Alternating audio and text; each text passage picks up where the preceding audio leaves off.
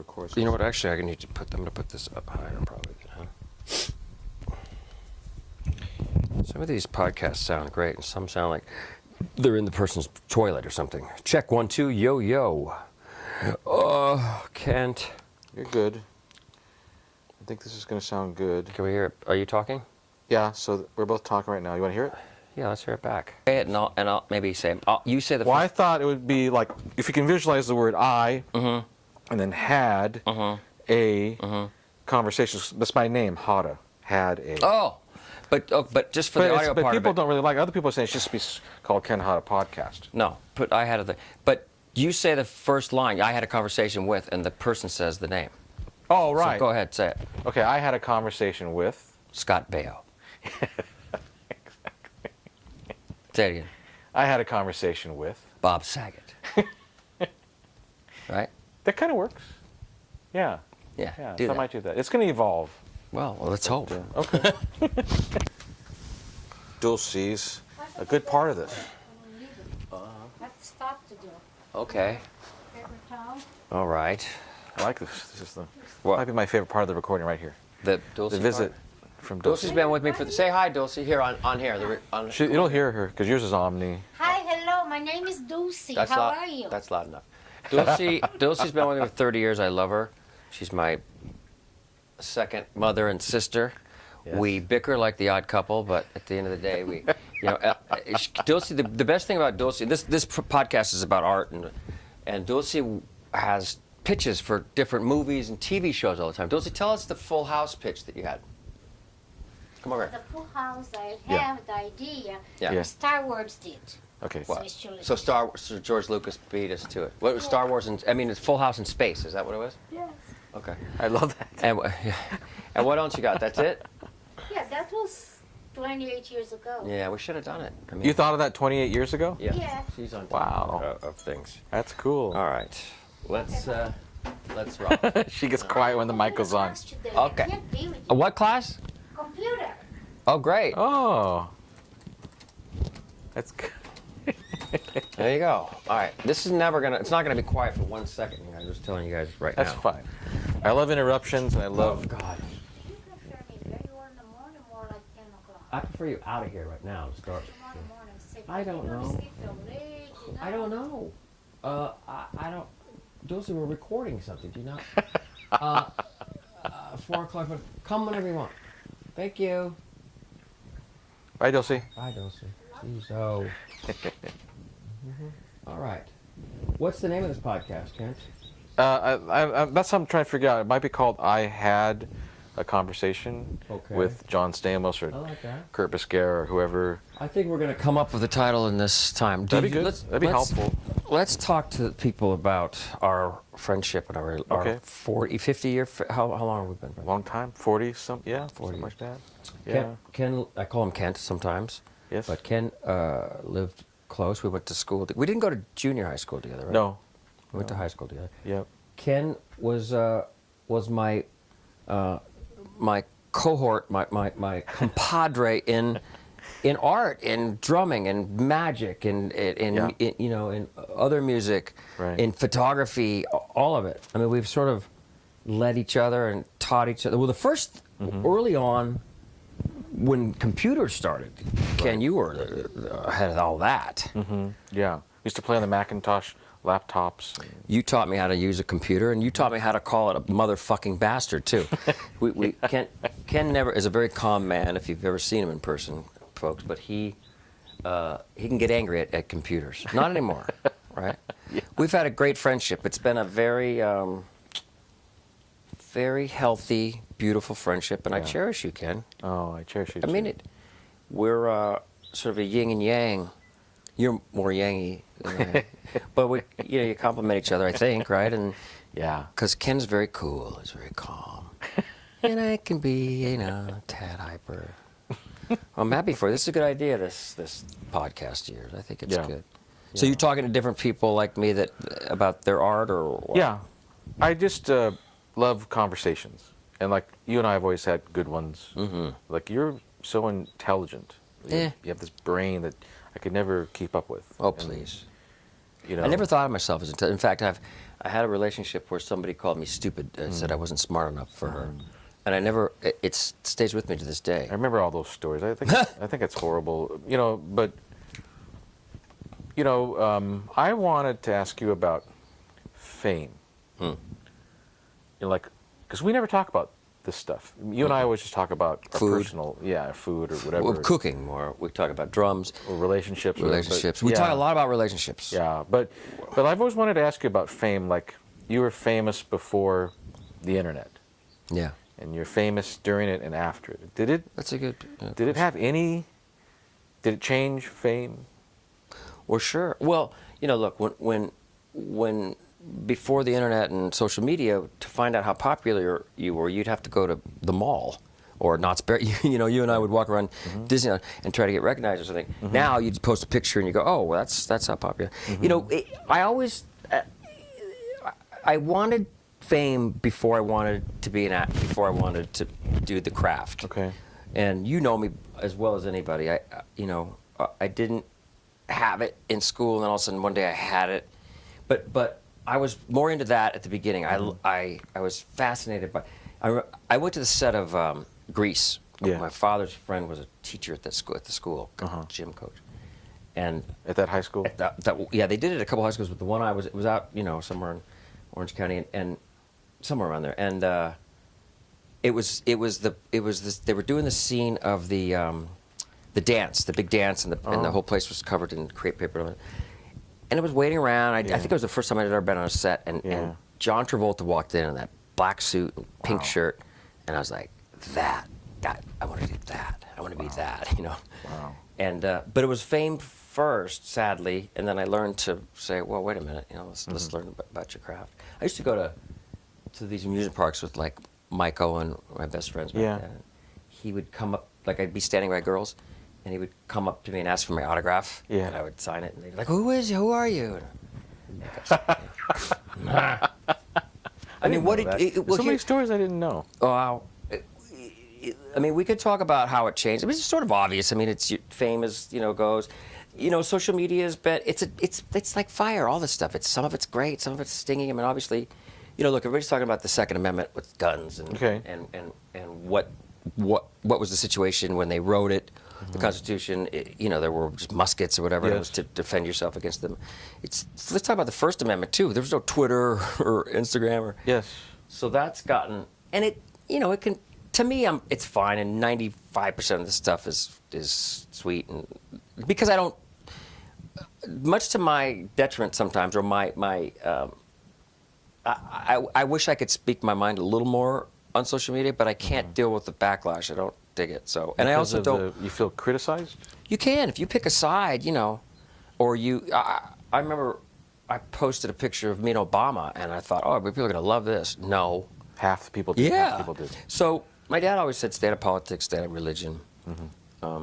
So that's that part of it. But then it's great. I mean, you know, you can use it to promote. You can use it. Kevin Spacey, out of all people, Yes. is the guy who turned me on to Twitter. It was early on. I remember that. That was back in Rebecca days. Remember? And he said, there's this new thing, Twitter. I think he invested in it and asked me to invest. And I said, what is it? I said, well, you can. He said, you can voice your own opinion. Because he's such a private guy. And I was always like, well, you're the last guy to. He said, no, but if someone writes something bad about you, you can counteract it with Twitter. And you can get your own story out there. Well, he hasn't been on Twitter very much lately. Right. But that's Trump, you know, he's out there. He uses it. Using it, yeah. So it's all. It's all. But I mean, like these people that have YouTube, they were like you were. At one time you were not famous, and then you became famous, and I know that privacy became a thing with you. Well, that's the thing too. Like everybody they would never say where they are, where they live, where they're going. Now everybody puts where they are everywhere. I'm here. I'm at this shopping mall. I'm at, you know. Fame again. Like I wanted it. I loved it at the beginning. Then I got, you know, this is a bit much. Yeah. And now I'm fine with it. Like if I go out, I'm gonna take a picture with someone. I'm gonna be nice. I'm gonna smile. I'm gonna say, because I can do it fast too. I can do it in 10 seconds, and people walk away going, "Oh, he's a nice guy." I got it down. So I'm never. I'm never one, and you can't be anymore. You can't be a dick to your fans. I don't. Very I've few. never met anybody who met you that felt like you were a dick. I never. Right. I mean, how did you 'Cause do I- that? Like, how do all these people in the press like you, and how do all these? It seems a little suspicious. Because you're so sort of well liked. I mean, I've never. They all kind of protect you. Well, they do until you really fuck up, and then they They would don't. actually go on it. I mean, I have some goodwill, so if I ever screwed up again, but my dad was good to everybody. I know. You know my dad, and Oh, as yeah. were your parents. I mean, Yeah. You'd go out, they'd drive up to your house and see your dad, talking to the neighbors, the gardener, the bus boys, whatever it may Yes. be. My dad was that way too. So I believe that people are hopefully, or I'm defined in little moments, Yeah. not big, not what TV show, what's your relationship, Yeah. but micro transactions with people. And after so many years, it's starting to pay off. It did, it was, in the beginning was always, people had this to say, that guys were always jealous of me. Really? I think so. Well, you would know. I mean, not that you were jealous, but you were by my side through a lot of it. Yeah. But you always had this way with people where it could be a big party, and if you were there, and then you talk to a person, like you'll talk to me, and you could make a person feel like they're the only person in the world. I don't know how you do that. You'd always would do that. You've always had that capability where. I had to overcompensate for a long time because I really cared about what people thought of me. Okay, I know. And I still do, but, I'm not going to go out of my way to be nice to an asshole or something. Yeah. But I don't know. You would know better. I mean, was it weird for you to start to see me get famous? Or what was your perception? I mean, it was always the same with you. Like when we were in high school, I felt like you were famous, and I felt, and just the fame, the only thing that changed is just your availability. Like if we're somewhere, and you just got used to it after time, but if we were somewhere together, like a restaurant, all of the people that know you, we would just have to share you. There's a time when you could, I could shut it down, or I could not some stars don't put the energy out that it's okay to come approach. They don't have that vibe, right? Yeah. But I do, and there's times when I could shut it down and I don't because I just like meeting people. I like it, but it's been interesting. I don't know. I'm pretty lucky to still be around. I guess the reason I asked is because there's these people that they start a YouTube channel with their cell phone, and then suddenly they're got 2 million views a week. Right. And they think they want to be famous. They think they want to. Well, what else do they have though? They don't. They're not.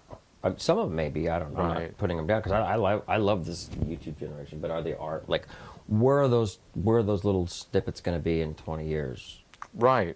Well, I mean, I'm thinking they don't have peers like you might have had in entertainment to sort of help them deal with that. Because I know some people right now that are breaking.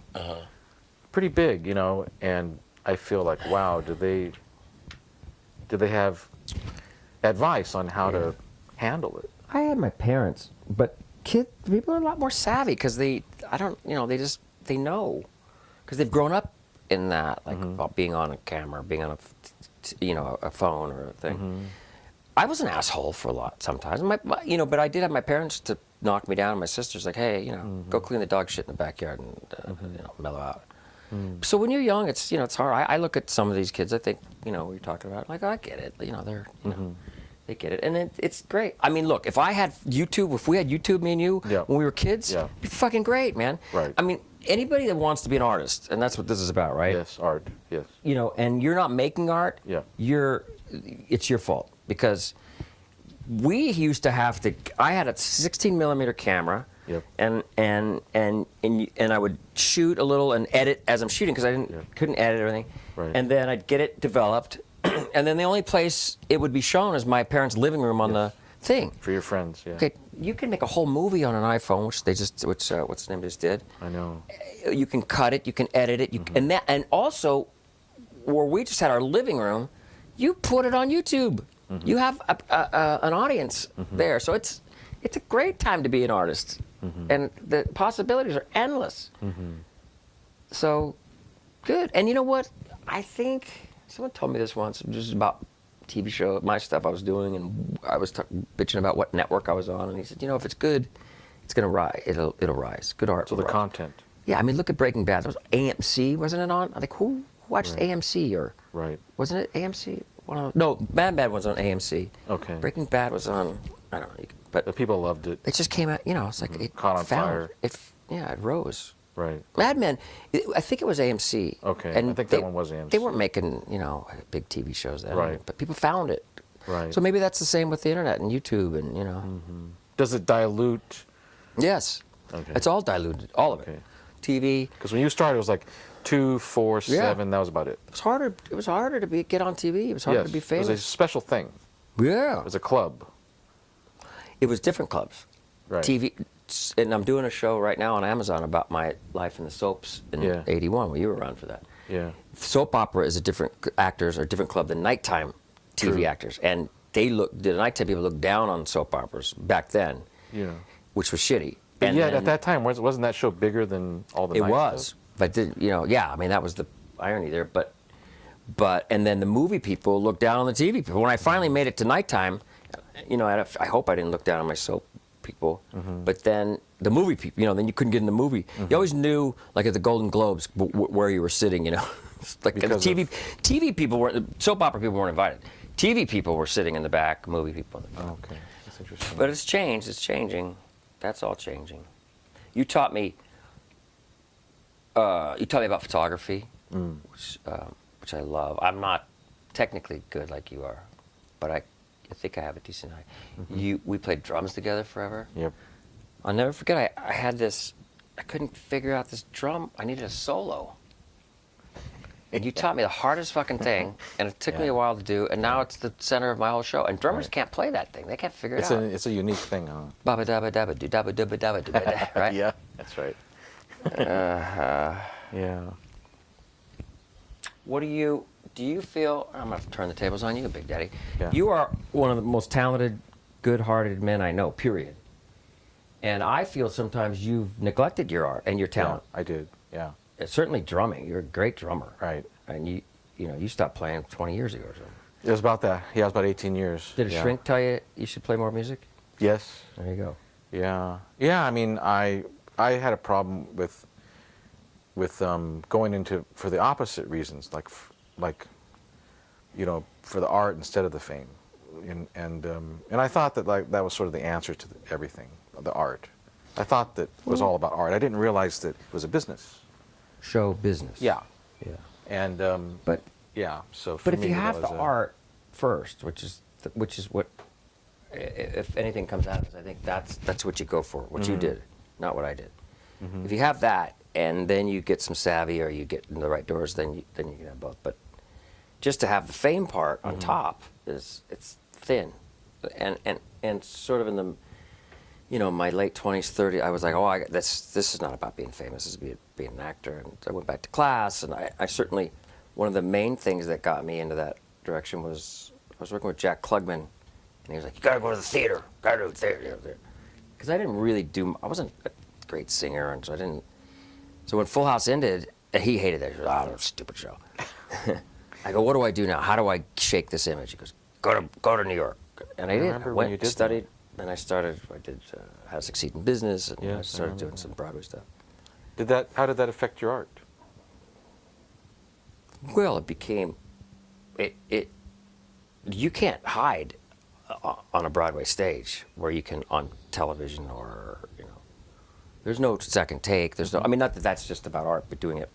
But the beauty about doing a musical or a play over and over again for 6, 7, 8 months is you really get to explore that character. Like just when you, like in television, you got, it's, I mean, if you do a series for a long time, you get it, but, but in the theater, you really get to explore that. And people say, oh, isn't it boring every night? Yeah, but then all of a sudden, after a month, you'll go, oh, that's what that means. And then all of a sudden, it takes. So you made discoveries. Yes, yeah. And that's just by being open. I did a play with James Earl Jones, probably the greatest actor. Right. Did you come to that? I don't think so. I think one of them I was on the way out there, and then there's a whole 9/11 thing. We were on the tarmac. We couldn't get off. Oh, yeah, that was Bye Bye Birdie. No, it wasn't 9/11. It was after it, though. We were stuck because of something. I remember. Yeah. But I was doing this play with James Earl Jones and Angela Lansbury. I mean, it was, Oh, that's right. you know, these two were, and James called me Little John, you know. And we would once a week, twice a week. He says, let's. And now this guy had been doing. I came into the play like you know, in the middle of it. I mean, they'd done it. I say they were doing it for already like 6 or 8 months. Yeah. And I replaced someone, and so he'd been working on this thing for a year and a half. Okay. It was called The Best Man by Gore Vidal. Very political. It would have been great right now, actually. And he would dig at it and dig at it and dig at it. And again, like he'd been doing it a long time, and he'd say, I'd go down to his dressing room after, let's go on the stage, and you know, and we would go work a moment in a scene together. Wow. And it was magical, right? And we'd do it 10, 15 minutes, we'd do it. My hand to God, it was the second, it was the night before we were closing. Yeah. Second to the last time. Yeah. We take our curtain calls. I'm going out to my dressing room. Little John, come on, let's go. I go, we only had one more performance, and he still wanted to fine-tune a moment. That's an artist. Yes. So you're never done. You're never happy with it. You're always tweaking it. Yeah. I mean, he just kept digging at it. And sometimes you find it, and it works great for a couple weeks, and then you lose it. Or you, all of a sudden you're making too much out of that moment, and then now it becomes about that moment when it's not written to be So it about becomes that. imbalanced. Yeah. It's the theater is a magical place. But I once read a thing by Marlon Brando where he said that he hated Streetcar Named Desire because of all the energy it took. He said he liked films because on films you'd only had to agitate yourself in close-ups. Right. So TV you only had to agitate yourself when the thing's rolling. In theater you had to agitate yourself the whole time. He said it was exhausting. Well, you know, these are just different techniques. I'm sure that he was great on both, but you know, to me, I find it harder to agitate yourself sometimes because you have to do it from every different angle. I mean, yes, not as much in the wide shots, but you know, in the close-ups again, over and over. That's hard. And the beauty of the theater is, and not every Streetcar was heavy duty, but you know, not every show's where you don't have to agitate yourself all the time. Right. But the beauty is you start at the beginning of the story, the middle, and the end. You don't shoot it out of order. You don't do 2 takes. You don't do, and you're done. You've lived that whole story in 2.5, 3 hours, whatever it is, and then you're done with it. So it's all, you know. There's good things about everything. Just like a live performance of a song as opposed to a recorded performance of a song. Theater is like the live, like you go play with the Beach Boys, you do the song. Versus you're saying going to a studio. Into a and do studio. pieces. Yeah. I mean, sort of. Similar. I like. I like playing I like playing drums in the studio now. I like a click track. Yeah. I'm using some in the Beach. I want to use more. Tempo is a whole thing. Yeah.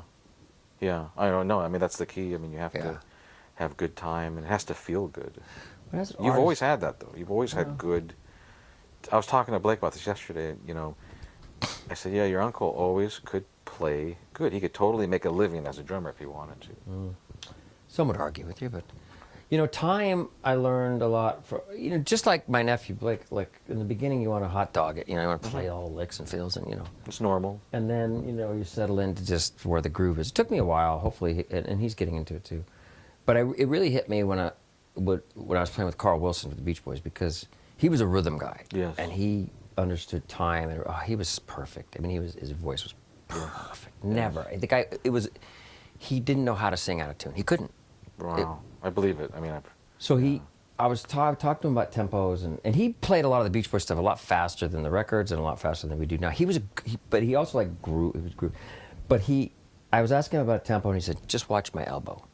I'm like, what? Just watch. And with his right hand, back's his to you. strumming hand. Yeah. He was standing in front of me, and Yeah. I just catch the back of his elbow. I know you folks at home can't see what I'm doing, but as he's strumming up and down, that would be the rhythm of the song, or the tempo of the song.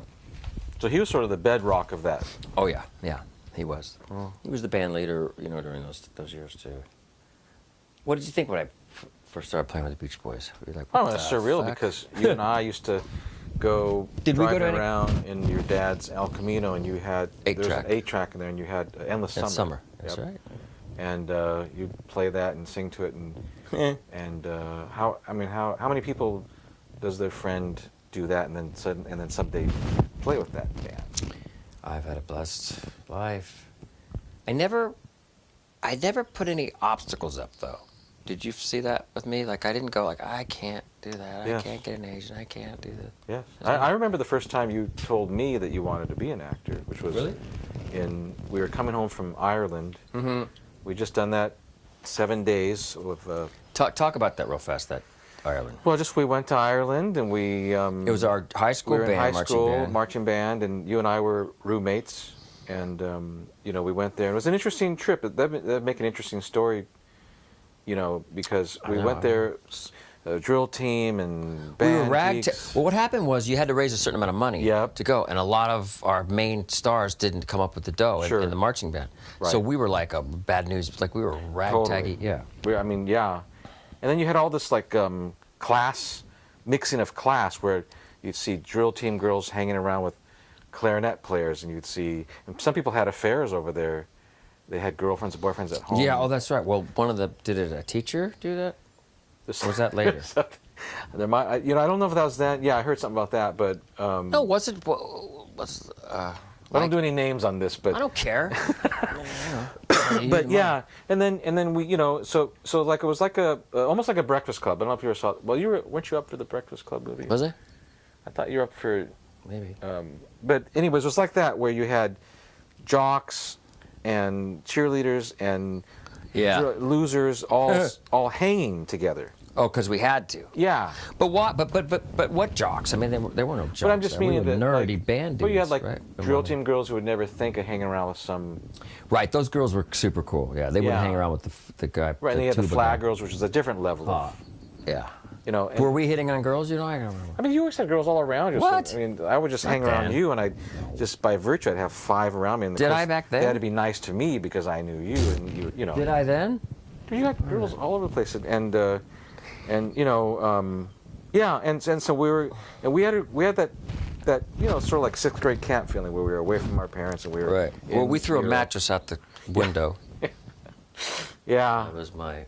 Well, I think too. We didn't drink much then, but we snuck some Irish coffee or something. Yes. Coffee with. I mean, the teachers and the parents were all drinking in the pubs. Yeah. We could go to a pub and we'd see our principal in the pub. What was his name? That was Fancher. I got you to name somebody. Yeah, oh shit. So, but anyway, so we were going on the bus to the airport going home. Oh, yeah. And it was a very reflective moment. But we were ragtaggy, and we pulled it together, and we took first place, right? That's true. That is true. That was like in the Dublin, in Dublin on St. Patrick's Day we won. Wow. Yeah. All right, so I'm sorry. So we're driving back on the bus. We're just on the bus, and Yeah. and then we said we have like a reflective moment. I just said, I think maybe you said to me like, what do you want to do after this, Uh-huh. And We were in 11th grade. you were 1 year above me, so you were 11 and I was 10, and We said, what do you want to do after what? After Ireland? with your life. Yeah. So we were getting that way, like we're that young, getting that reflective, Yeah. and and I said, well, I want to be a drummer, and that was sort of expected.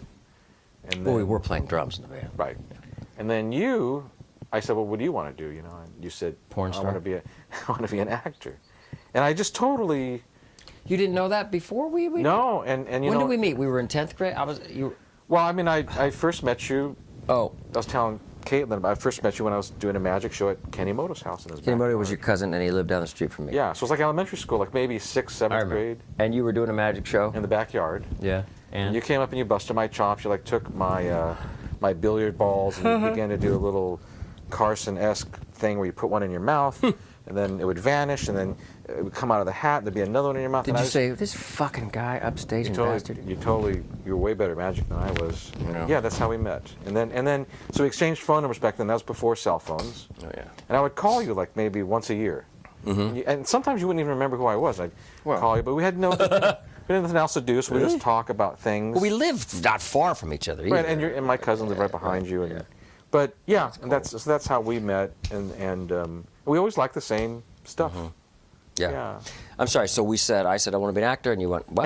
But I ridiculed you. I was like, do you know the odds of becoming an actor? I mean, dude, you're here at Kennedy High School. You're not going to become an actor. I mean, you better get something more solid. And you were just like, no, that's what I want to do.